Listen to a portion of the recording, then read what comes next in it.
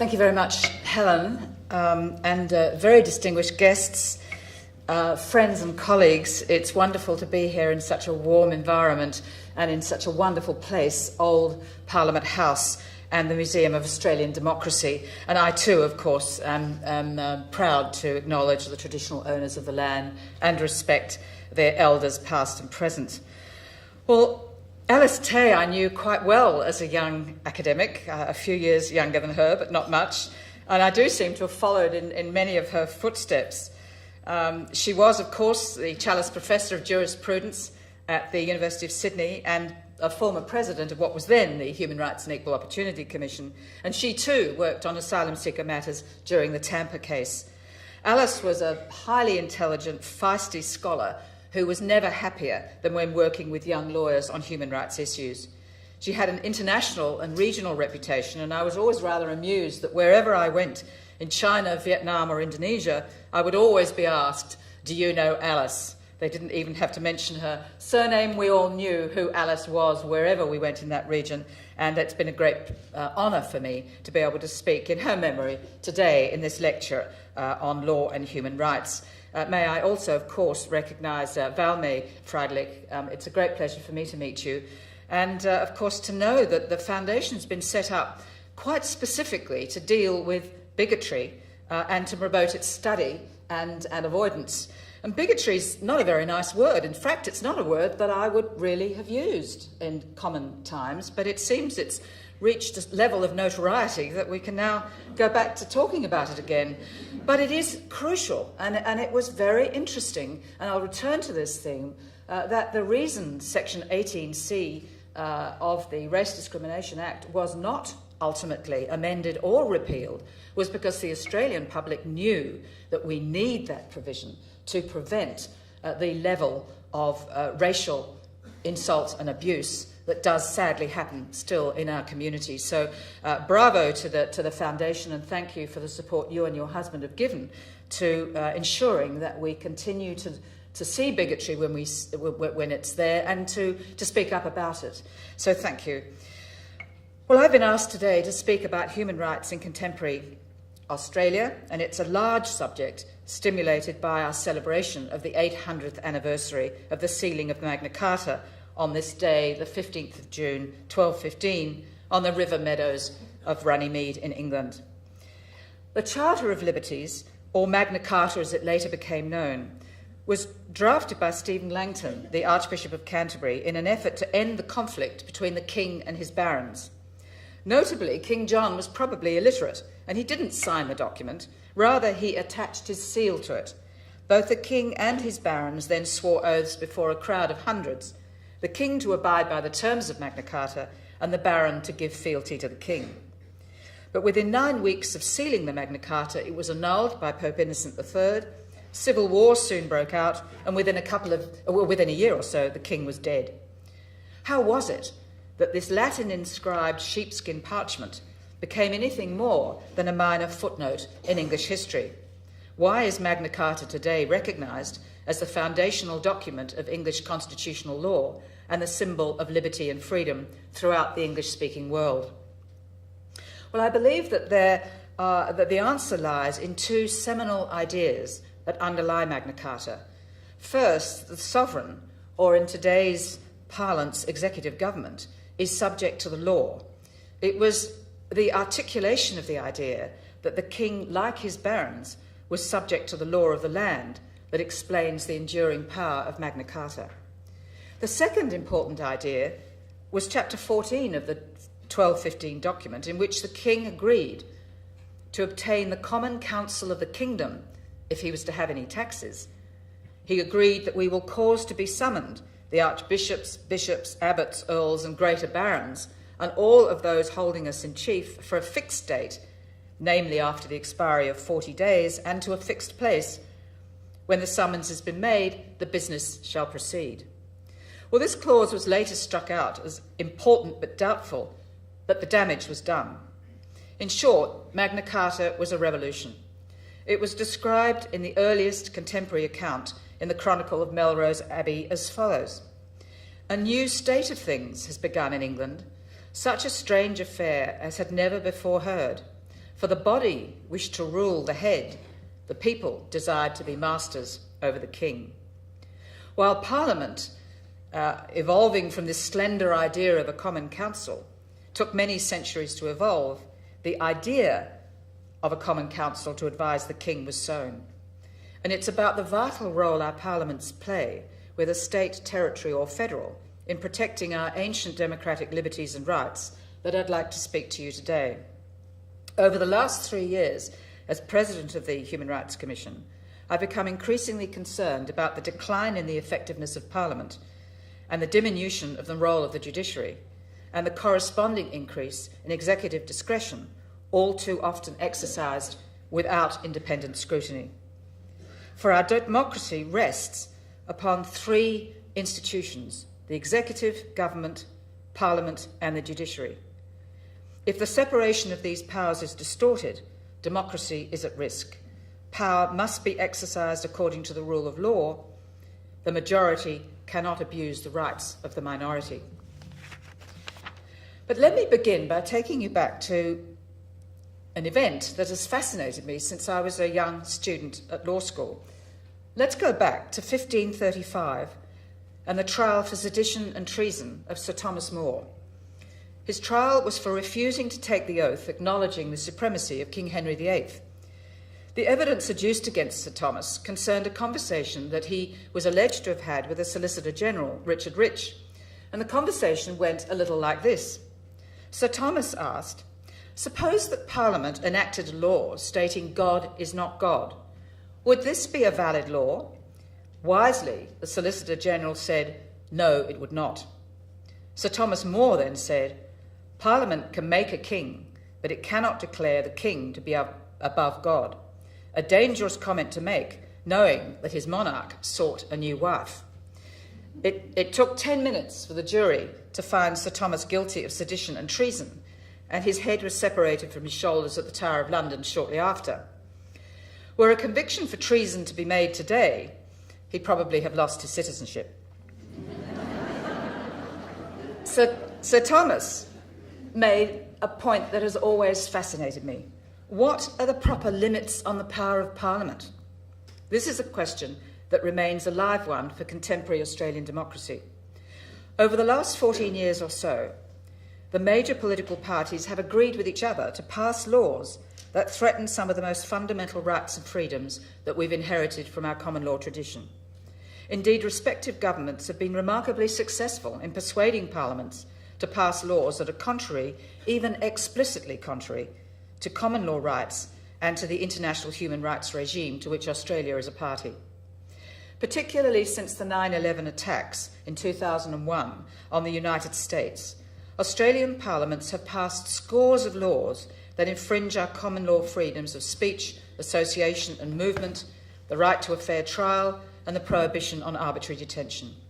These new laws undermine a healthy, robust democracy, especially when they grant discretionary powers to executive governments in the absence of meaningful scrutiny by our courts. What then are the safeguards of democratic liberties if Parliament itself is compliant and complicit in expanding executive power to the detriment of the judiciary and all Australians? What are the options for democracy when both major parties in government and opposition agree upon laws that violate our fundamental freedoms under common law and breach our obligations at international law? In considering these questions, we need to be clear about what we mean by the rule of law. Some might say it means those laws that are passed by Parliament and are valid under the Constitution. The argument being that the sovereignty of the people is exercised through their elected parliamentary representatives and legislation, and is thus the law of the land so long as it doesn't breach constitutional constraints. But the question I have is, what if there are few constitutional constraints and Parliament passes laws that violate our liberties? I'll come back to those questions a little later, but for the moment, let us recall some of the many promises made by the King in Magna Carta to abide by long recognised laws and freedoms at that time. In other words, Magna Carta didn't invent these laws and freedoms. They had existed and they were being enforced upon a king who refused to abide by them. Buried in the middle of this Latin document, dealing with the rights of widows on the deaths of their husbands, or the standard measure of a glass of wine or ale, or the breadth of a piece of cloth, are these clauses. No free man shall be taken or imprisoned, or stripped of his rights or possessions, or exiled, or deprived of his standing in any way, except by the lawful judgment of his equals, or by the law of the land. To no one will we sell, to no one deny or delay right or justice. These words are the defining statements of the rule of law and of the limits on the arbitrary power of the state. They ring through the centuries and remain the bedrock for principles of justice that we continue to struggle to protect in the second decade of the 21st century. But let me go back again to the 17th century, where Magna Carta was employed to very good effect by this man, Sir Edward Coke. I was always annoyed as a law student that the word cook should be pronounced coke, but anyway, it's one of those nuances of a law degree that one learns to recognise. But Sir Edward Coke was England's first Lord Chancellor, and he employed the Magna Carta in his legal battle with King James I of England. Sir Edward placed his own contemporary spin on Magna Carta to reject the idea of the divine right of kings and to subject the sovereign to laws passed by Parliament. His Petition of Right in 1628 informed in turn the United States' Fifth and Sixth Amendments and the United Nations Universal Declaration of Human Rights in 1948. An inspirational document, and one that I think as Australians we should be so proud that our Doc H.V. Evatt made such a significant contribution to. You may recall that not only was he one of the 8 representatives of nations to draft the Universal Declaration, but he was the President of the General Assembly when it passed the General Assembly without a single negative vote. And I think he was a pretty feisty, strong man, but he knew what was needed for that post-war period, and he succeeded with Eleanor Roosevelt in getting that extraordinary document through that underlies all of our modern human rights law. Well, Magna Carta today is honoured as an historical and political symbol rather than as a directly applicable source of legal rights and freedoms. And indeed, the Chief Justice of our High Court, Robert French, recently observed rather dryly, Magna Carta has given many a plaintiff false hope in litigation before the courts. Yes, he's right. It's true that little remains on our statute books today of the liberties set out in Magna Carta, liberties that reflected long-established Anglo-Saxon and Angovian laws.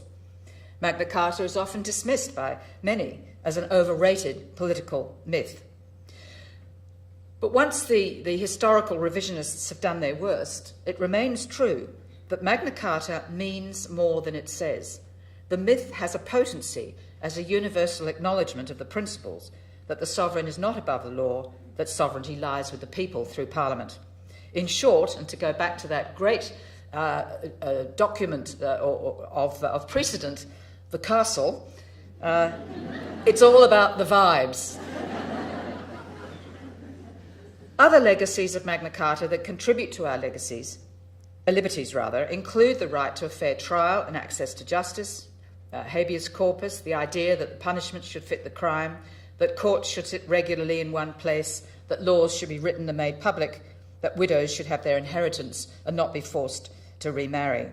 In summary, today, the Magna Carta represents the idea of protection of the individual against arbitrary power. Appeal to Magna Carta is often legally and historically inaccurate, but they continue to be made today because of that vibe, because of the iconic status.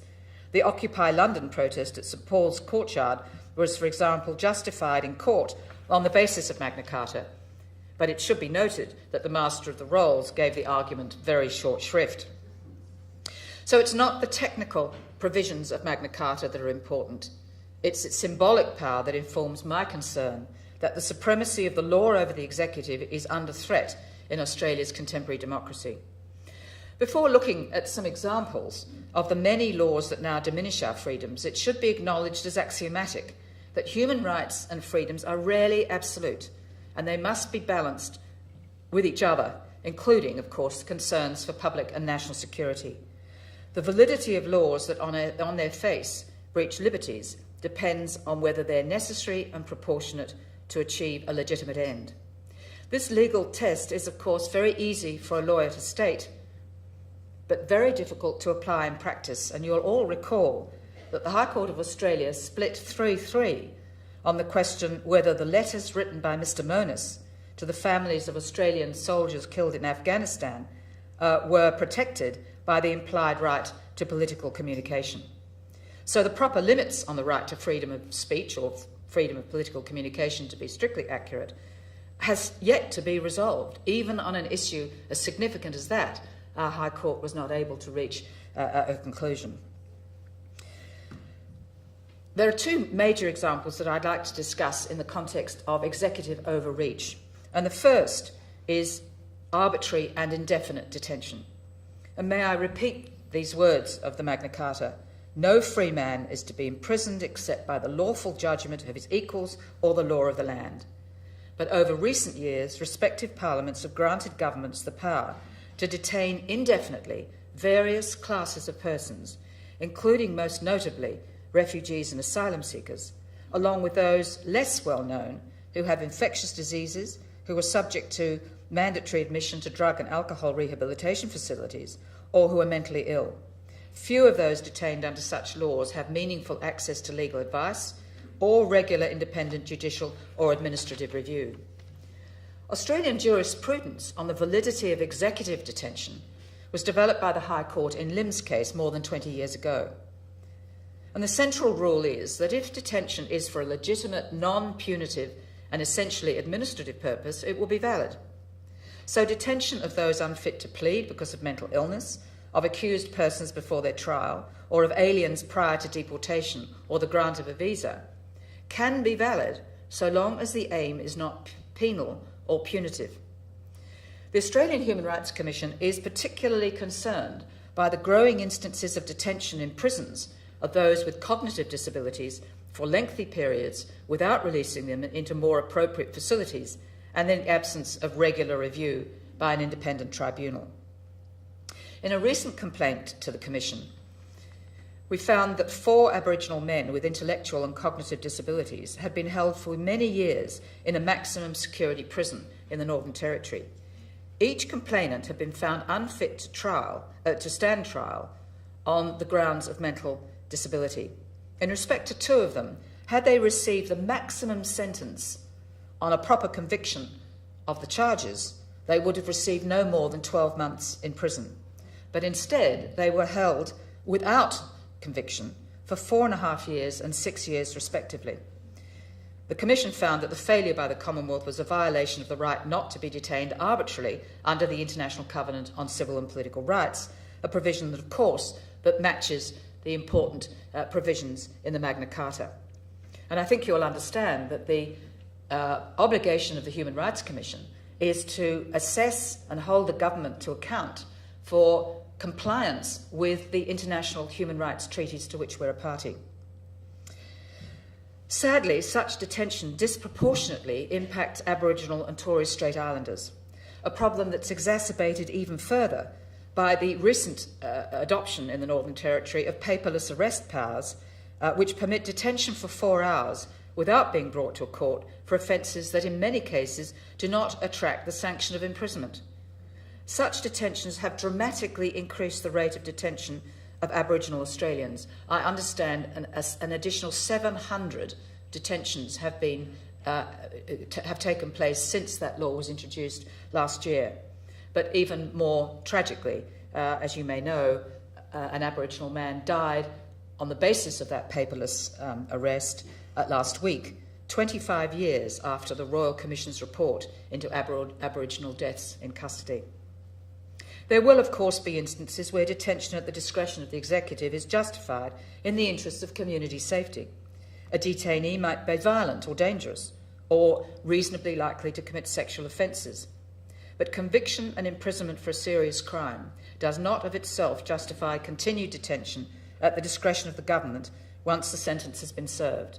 And at the Commission we've considered many cases in which this is the situation where the government allows a sentence to be served and then immediately rearrests or redetains the individual and holds them without charge and without trial in many, many cases for years.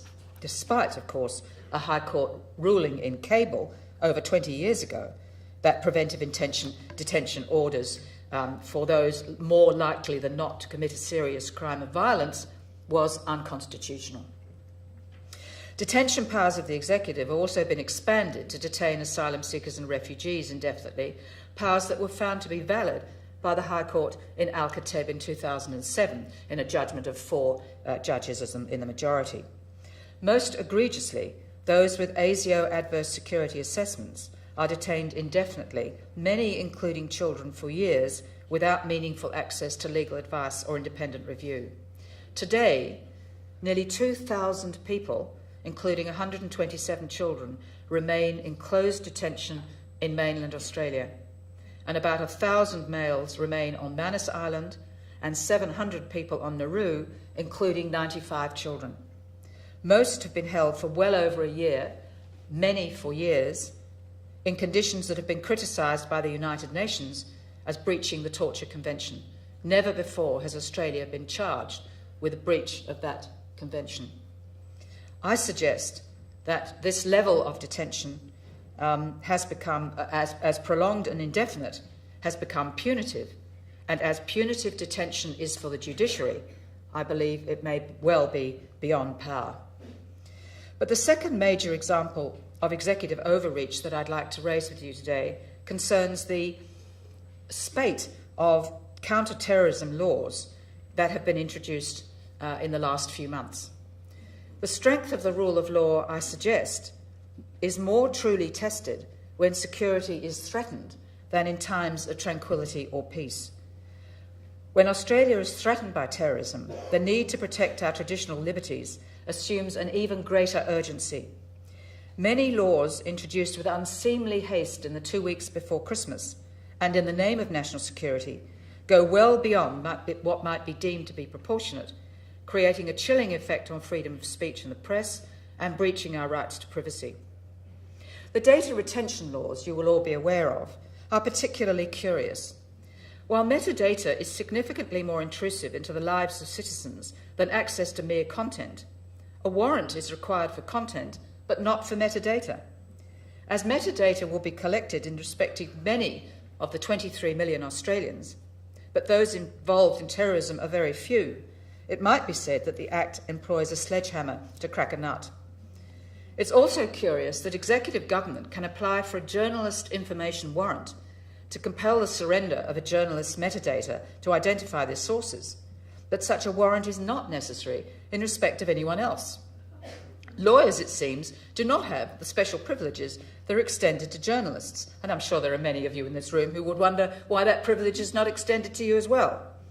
And it's of course ironic that in the last week or so, the United States Congress has just passed a new law replacing the Patriot Act with the Freedom Act, which restricts for the first time, I understand, in American history, the powers of its intelligence and security agencies with regard to the collection, storage and access to metadata. Of course, many politicians support the rule of law. That phrase slips easily from their lips. They support the freedom of speech, but they're breathtakingly inconsistent in doing so. While the government argued for the repeal or amendment of Section 18C of the Racial Discrimination Act on the basis that it was necessary to protect freedom of speech, the same government made a 180-degree turn with new counter-terrorism crimes of advocacy and penalties for the disclosure of protected information. A new offence has been created of advocating terrorism that is so imprecise in scope that it may well cover opposing the Assad regime in Syria, for example. Last week, the Attorney announced further legislation to create a social media monitoring capability. He justifies this new law on the ground that it's necessary to detect terrorist propaganda as one of the biggest challenges facing Australia today. If proportionality is the test, I wonder what new laws and fundings will be forthcoming to address domestic violence. Almost 2 women a week killed by their partners or former partners, and an estimated 43 women have been killed this year alone. Other rights are threatened frequently. Freedom of movement is threatened, in which new laws declare the Mosul district in Iraq and Al Raqqa province in Syria as areas in which no Australian may enter. And if we do, there's a 10-year prison sentence unless you have a valid excuse, the evidentiary burden for proving lying on the accused. So the burden has shifted to the accused to demonstrate that they're in a region for good reason. ASIO officers have now been given total immunity from civil and criminal prosecutions while they're engaged in special intelligence operation. Anybody who discloses information about a special intelligence operation will be subject to a mandatory 5 to 10-year penalty. Now, there are many problems with that, but one of them that concerns me is that judges no longer have that power to determine individually whether the sentence should be imposed. But Parliament imposes the sentence and the judge loses that traditional judicial power. Anti-bikie laws threaten our freedom to association. The principle against self-incrimination has been eroded and may even in future legislation being introduced as a bill may take it away entirely. And the judicial powers with regard to individual circumstances have been taken away. One that is of particular concern to me and to my colleagues at the Commission is that references to the Refugees Convention in the Migration Act have now been taken away entirely and replaced by the Minister's understanding of the meaning of refugee and the powers that this legal status imports. The Migration and Maritime Powers Act explicitly authorises the acts of government officers where those acts violate international law or fail to meet due process laws. I know of no other instance anywhere in the world of another nation's law that states that the law is to apply regardless of international law or of its own domestic administrative law principles of natural justice. Well, these are just a few examples, and I'm afraid I go into law school mode and giving you far too many examples, and I don't want to weary you too much. But what I'm saying is this is the tip of the iceberg. There are many more in the pipeline that have attracted very little attention. There's one bill that's been introduced recently to maintain good order of immigration detentions that gives guards enforcement powers that are greater than those available to the Australian Federal Police. And those guards will be immune for all practical purposes from prosecution in the courts. Social Services Legislation Amendment Bill introduced this year removes the financial support for forensic patients with a mental illness if they've been charged with a serious criminal offence, regardless of whether they're ever convicted of those offences, making it even more difficult for them to adjust as they return to society. But finally we come to the yet-to-be-defined proposal that those accused of being jihadists fighting against Australian interests will be stripped of their citizenship if they're potentially dual nationals. Well, Magna Carta, of course, has something to say about this. It provided that no man is to be outlawed or exiled except by the law of the land. It's clear that all nations have a sovereign right to determine who is to have citizenship. Australia may quite rightly decide that those fighting against it, contrary to law, should lose their citizenship. This proposal is not new. It follows a bill that was introduced last year that gives the Minister even wider powers to revoke citizenship for fraud or misrepresentation, or where the Minister is satisfied that a person is not of good character, all without trial or conviction. To deny citizenship is a very serious matter.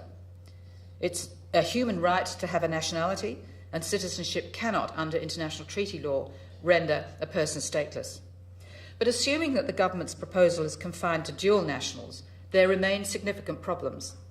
First, I believe this sanction strikes at the heart of Australia as a largely migrant nation. Over half the nation has or can claim dual nationality. Secondly, it's by no means clear that the state of second nationality will agree to grant citizenship if Australia has withdrawn it on the grounds of terrorist activities. Why would a third country grant citizenship for a person who's essentially Australia's responsibility? Thirdly, it appears that the determination to strip away citizenship will be made at the discretion of one minister or maybe three ministers. Either way, it will be contrary to the separation of powers doctrine that underlies our democracy. Executive government cannot both make the laws and judge compliance with them. It's imperative that any ministerial role arise only once a judicial process and conviction has taken place according to the usual rules of evidence. possibly a middle ground could be found for a temporary restraint on some citizenship rights pending a proper judicial determination. But for the moment, it seems the debate is between the subjective satisfaction of a minister versus an evidence-based determination of a judge. Each of these examples of the willingness of Parliament to pass laws that breach democratic freedoms, taken individually, might be justified on the grounds of necessity and proportionality. But viewed together, I believe they are more than the sum of their parts. They suggest an overreach of power, or as Senator Cory Bernardi calls it, power creep. I don't usually cite Senator Cory Bernardi, but he's right on this occasion. Because he too understands a declining willingness of parliaments to defend core freedoms. We're aware of the exclusion of judges from interpreting laws according to the common law principles of legality and the presumption that Parliament intends to comply with international law. Respective parliaments have failed to exercise their traditional self-restraint, and I believe that self-restraint has been exercised over many decades in this building. But unfortunately, the volume of laws that currently infringe our freedoms, estimated by Professor George Williams to be over 350 laws currently on the books, introduced for the most part since 9/11, suggests prioritising government power has become a routine part of the legislative process. As he observes, the enactment of anti-democratic laws has become so accepted that they elicit little community or media responses. I believe that parliamentary restraint is especially important in Australia, where we have an exceptionalist approach to the protection of human rights. Australia has been a good international citizen for the most part, playing an active role in negotiating the human rights treaties that form part of the international regime. However, as I've said earlier, these treaties do not apply in Australia because they have not been introduced into our domestic law by Parliament. And they, in particular, concern the International Covenant on Civil and Political Rights, which reflects many of the provisions of the Magna Carta, and the Convention, of course, on the Rights of the Child. Our Constitution protects the freedom of religion, the right to compensation for the acquisition of property, and the right to vote. And the High Court has implied a right of political communication. But there's very little else. As is well known, unlike every other common law country in the world, Australia has no Bill of Rights, and compounding our isolation from international jurisprudence, the Asia-Pacific has no regional human rights treaty and no regional court to build a regional consensus. But it might be thought we can always rely on our courts to protect our common law rights. Laws passed by Parliament are not to be construed as abrogating our common law rights, except with clear words. Our courts have, where possible, employed the principle of legality to adopt a restrictive interpretation of legislation to protect our freedoms. But sadly, in practice, this has not proved to be as effective a protection as one might have hoped, because laws today are drafted with such precision or are so constantly amended that ambiguities are very hard to find. And a good example of this is the Malaysia solution case that the High Court considered under the rubrics of the Migration Act. And it found that the Malaysia solution was invalid because the minister could not send asylum seekers to Malaysia as the nation had not ratified the Refugees Convention. That put an end, we thought, to the Malaysia solution. The government then returned to Parliament to delete the offending clause, and Parliament agreed to do so. So the problem is that if the language of a statute is unambiguous, the courts can't apply the common law presumptions about freedoms. And that is why, in part, that I believe that it is more important than ever that our democratic system, through Parliament, meets its obligations as a check on executive government. Over the last 800 years, judges have asserted the rule of law against the executive, and Sir Edward Cook's struggle for the supremacy of Parliament continues to play out today between the High Court of Australia and our government. Time and again, the High Court has limited executive discretion by reference to statutory principles, but time and again the government is successful in asking Parliament to tighten up legislation to permit what was hitherto illegal. But there are two recent and very encouraging decisions of the High Court. One, late last year, was Plaintiff S4.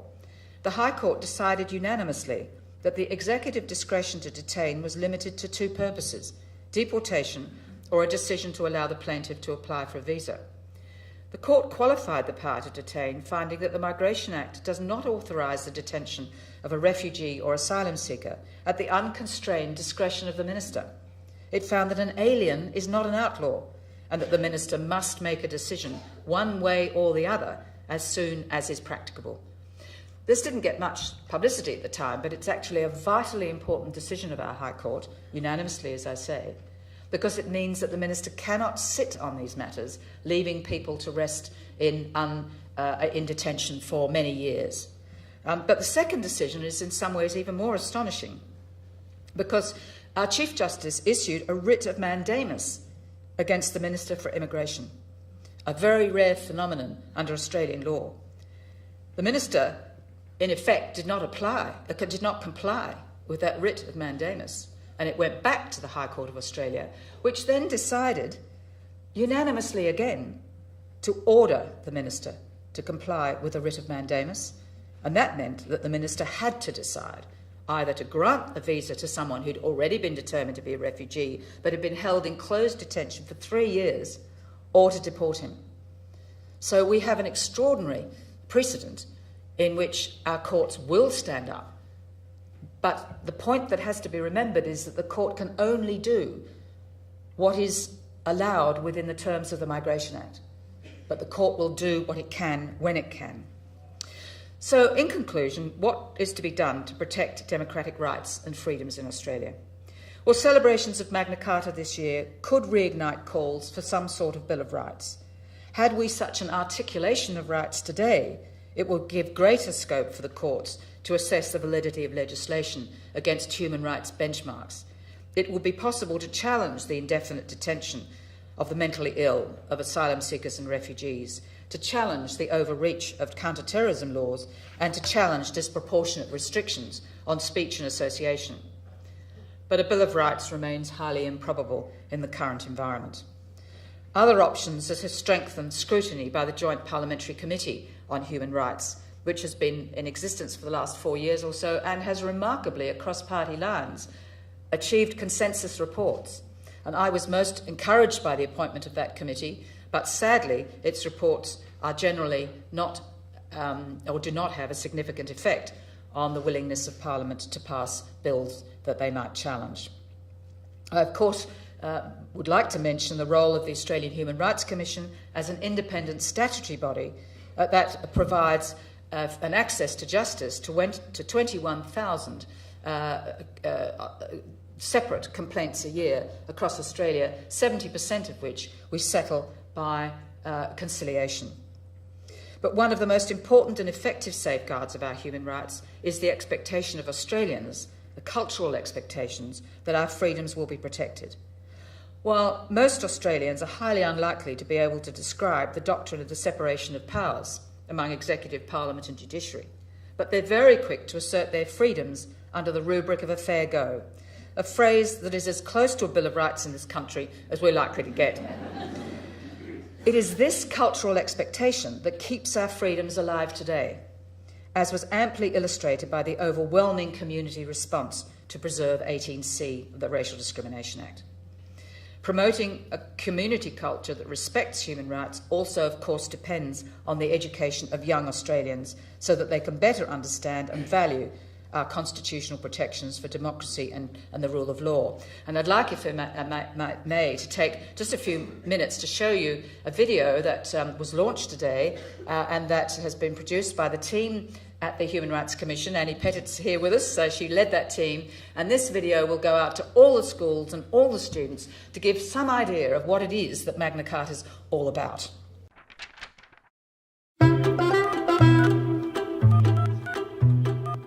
It's an 800-year-old document, written on dried animal skin, in England, on the other side of the world, in a language we no longer use, that most people couldn't read even back then. So why is Magna Carta important to us in Australia today?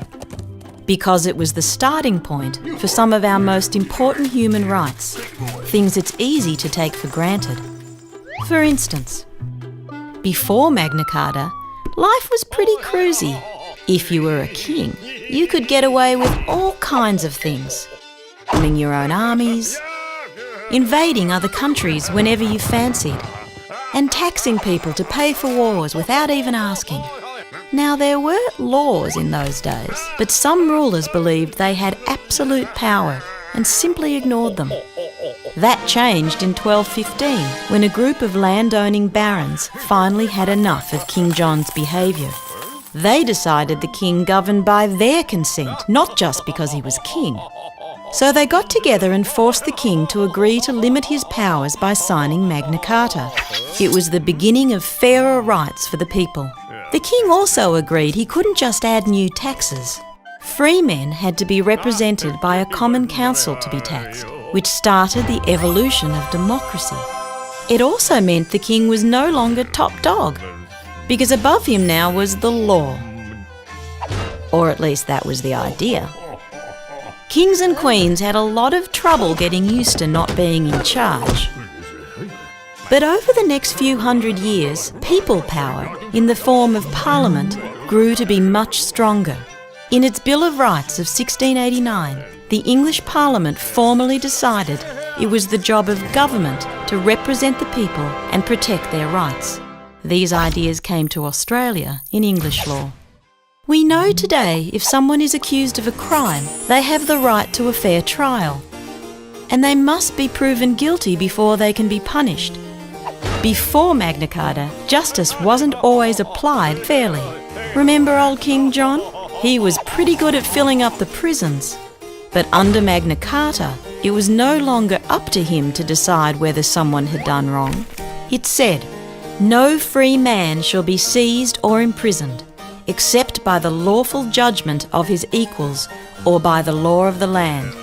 Now you had to have a reason to lock someone up, and later people decided you also had a right to argue your case in front of a court. But in 1215, no free man didn't mean everyone, because in those days most people weren't free. They were poor peasants who served the lords. It took till the 16, 17 and 1800s before all men were free in Western countries, and most women waited until the 20th century. In 1948, after the atrocities of World War II, the nations of the world created the Universal Declaration of Human Rights. For the first time, the whole world recognised that everyone, it didn't matter who you were, had the right to enjoy freedom of speech, freedom of religion, and freedom from fear and want. It has been described as the international Magna Carta for all mankind. So, this faded old piece of animal skin has played a big part in shaping the democratic society we have in Australia today. But many people around the world are still denied their rights and freedoms. This reminds us human rights shouldn't be taken for granted. And until they are, the long story of human rights and freedoms that began with Magna Carta will continue.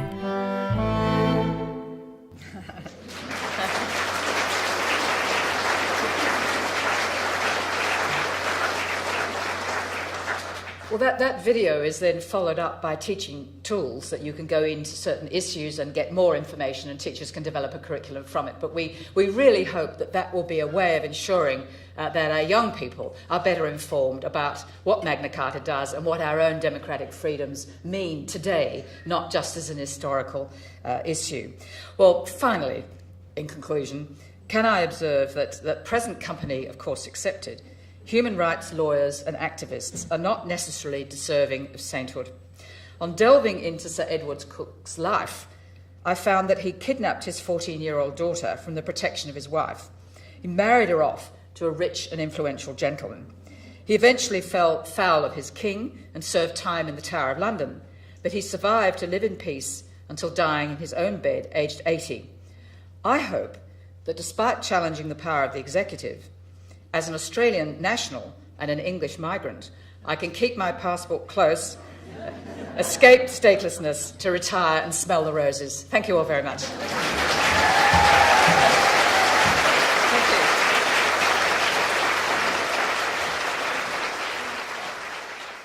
than when working with young lawyers on human rights issues. She had an international and regional reputation, and I was always rather amused that wherever I went, in China, Vietnam or Indonesia, I would always be asked, "Do you know Alice?" They didn't even have to mention her surname. We all knew who Alice was wherever we went in that region, and it's been a great honour for me to be able to speak in her memory today in this lecture on law and human rights. May I also, of course, recognise Valmey Friedlich. It's a great pleasure for me to meet you. And, of course, to know that the Foundation's been set up quite specifically to deal with bigotry and to promote its study and avoidance. And bigotry is not a very nice word. In fact, it's not a word that I would really have used in common times, but it seems it's reached a level of notoriety that we can now go back to talking about it again, 1215, on the river meadows of Runnymede in England. The Charter of Liberties, or Magna Carta as it later became known, was drafted by Stephen Langton, the Archbishop of Canterbury, in an effort to end the conflict between the king and his barons. Notably, King John was probably illiterate, and he didn't sign the document. Rather, he attached his seal to it. Both the king and his barons then swore oaths before a crowd of hundreds, the king to abide by the terms of Magna Carta and the baron to give fealty to the king. But within 9 weeks of sealing the Magna Carta, it was annulled by Pope Innocent III. Civil war soon broke out, and within a year or so, the king was dead. How was it that this Latin-inscribed sheepskin parchment became anything more than a minor footnote in English history?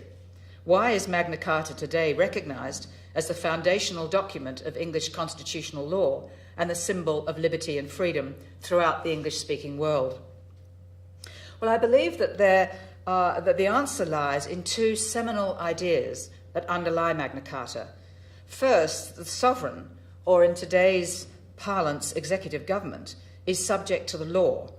It was the articulation of the idea that the king, like his barons, was subject to the law of the land that explains the enduring power of Magna Carta. The second important idea was Chapter 14 of the 1215 document, in which the king agreed to obtain the common counsel of the kingdom if he was to have any taxes. He agreed that we will cause to be summoned the archbishops, bishops, abbots, earls, and greater barons, and all of those holding us. But it is crucial, and it was very interesting, and I'll return to this theme, that the reason Section 18C of the Race Discrimination Act was not ultimately amended or repealed was because the Australian public knew that we need that provision to prevent the level of racial insult and abuse that does sadly happen still in our community. So bravo to the Foundation, and thank you for the support you and your husband have given to ensuring that we continue to see bigotry when it's there and to speak up about it. So thank you. Well, I've been asked today to speak about human rights in contemporary Australia, and it's a large subject stimulated by our celebration of the 800th anniversary of the sealing of Magna Carta on this day, the 15th of June. Thank you very much, Helen, and very distinguished guests, friends and colleagues. It's wonderful to be here in such a warm environment and in such a wonderful place, Old Parliament House and the Museum of Australian Democracy. And I too, of course, am proud to acknowledge the traditional owners of the land and respect their elders past and present. Well, Alice Tay I knew quite well as a young academic, a few years younger than her, but not much, and I do seem to have followed in many of her footsteps. She was, of course, the Challis Professor of Jurisprudence at the University of Sydney and a former president of what was then the Human Rights and Equal Opportunity Commission, and she too worked on asylum seeker matters during the Tampa case. Alice was a highly intelligent, feisty scholar who was never happier